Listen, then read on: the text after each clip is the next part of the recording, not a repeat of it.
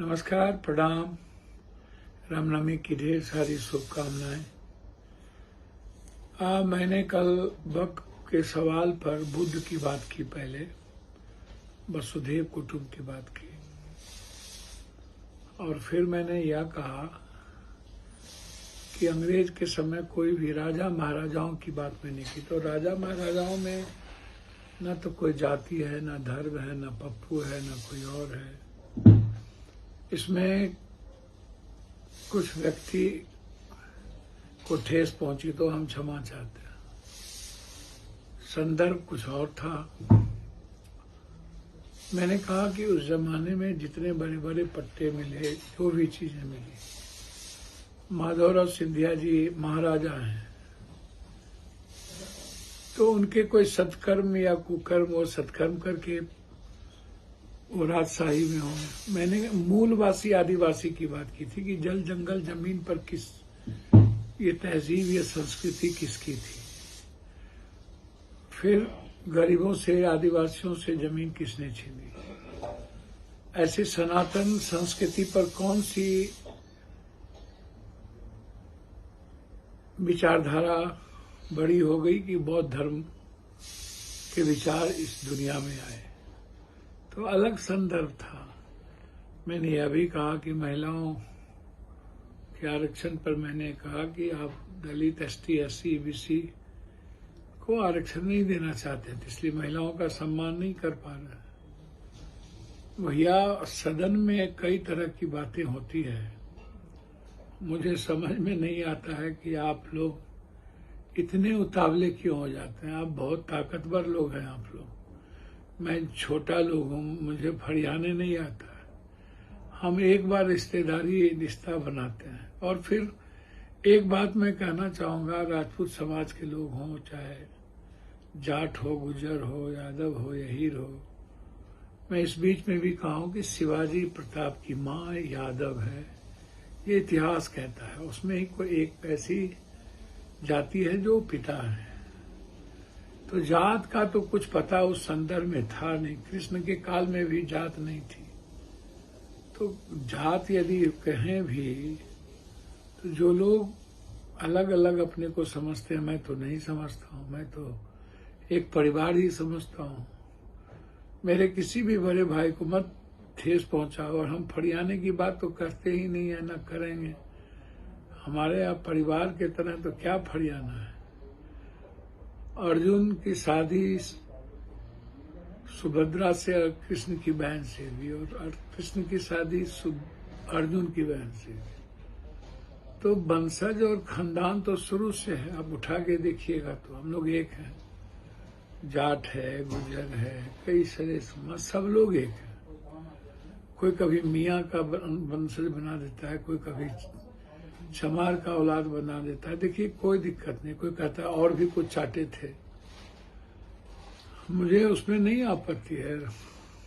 मुजफ्फरपुर के एक साथी ने लिखा, देखिए 9000 बीघा जमीन हमको था, छरदादा छरदादा छरदादा कहाँ से उनको मिली, क्या अंग्रेज से वो लोग लड़े थे, पता कर लेने में क्या दिक्कत है। उस वक्त जब मथुरा से हम लोग बांका भर को आए थे, वहां बड़ी लड़ाई हुई थी अंग्रेज से। कई अंग्रेजों का कत्ल करके तब हम लोग कामत पर आए थे।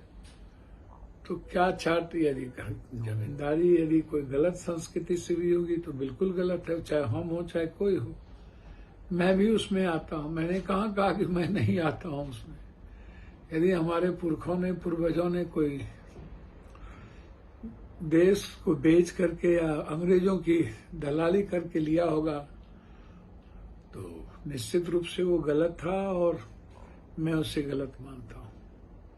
बस मैंने यही बात तो मैंने कही। क्षमा, वैसे यदि किसी को ठेस पहुंची तो मैं क्षमा चाहता हूँ। मेरा तात्पर्य जमींदार नहीं, बड़े बड़े ऐसे राजा जिन्होंने हमेशा, आपको भी पता है बड़े भाई, कि किस तरीके से लोगों ने समझौता किया। मैं तो हमेशा, जैसे रंगा संगा का सवाल आया तो मैं बड़ी मजबूती से खड़ा। हम लोग वीर के साथ है, इतिहास पुरुष। तुरंत फरियाने की बात, पूर्णिया आ जाने के बाद सब पूर्णिया और फरियाने लगता है कि बहुत बचकना होती है। दूसरी तरफ मेरे खून में, मेरे संस्कार में किसी जाति को, किसी धर्म मजहब को गाली देकर राजनीति करना नहीं है। मैंने कई बार कहा कि मेरे बाप दादाओं ने आनंद मार्गी हैं, मैं लोग शिव को मानने वाले, आनंद मूर्ति जी को, मेरे ऐसे संस्कार नहीं, तो मैं ऐसा भी नहीं कर सकता हूँ, ना मैं करूँगा, ना मैं ठेस पहुँचाऊँगा। जमींदार का तात्पर्य किसी जाति से नहीं होता है, न है। और उस जमाने में जो अब देखेंगे जमींदार, तो गोपाल, अहीर, ये सब सबसे बड़े बड़े जमींदार रहे हैं। इतिहास उठा के देखिएगा तो उससे बड़ा जमींदार कोई नहीं, राजा कोई नहीं रहा। तो मैंने एक संदर्भ में कही, मैंने किसी को गाली नहीं दिया। तो इसीलिए 2 मिनट में खत्म कर देना, काट देना, चैलेंज कर देना, ये ठीक नहीं है। आप भी काम करिए, लोगों की सेवा करिए, हम भी कर रहे हैं। सब लोग मिल करके सीमांचल कोसी की बात करें। हर दिन हम अपने घर की सीमांचल की बात उठाते हैं। दूसरी तरफ कुछ लोग जो टुकड़े टुकड़े गैंग के हैं, जिनको कोई एक बिहार से बाहर बहरूपिया जो आजकल आरजेडी नेतृत्व कर रहा है उसको चलाता है, वो जो लिख के देता है, कुछ लोग कुछ भी प्लान कर देते हैं, चाहे कोई नवादा का हो, चाहे किसी पद पर हो। मैं उनसे कह रहा हूँ कि आप अपने कर्मों से आगे बढ़िए। जरूरी थोड़ी है कि पप्पू यादव को गाली देने से आपके नेता आपको पहचानेंगे, या पप्पू यादव के खिलाफ ट्वीट करने से आपके नेता पहचानेंगे। आप भी, सभी लोग, हम लोग एक परिवार के हैं, थोड़ा इस सब से बचिए।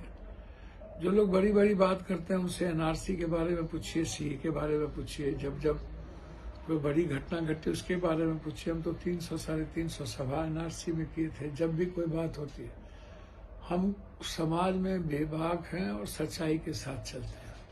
इन लोगों की तरफ वोट की राजनीति हमें नहीं आती है, और हम झूठ फराब का सहारा नहीं लेंगे। इफ्तार में गए तो पूर्णिया के इफ्तार का फोटो डाल दिए, तो ये सब काम हमारे और हमारे लोगों का नहीं है।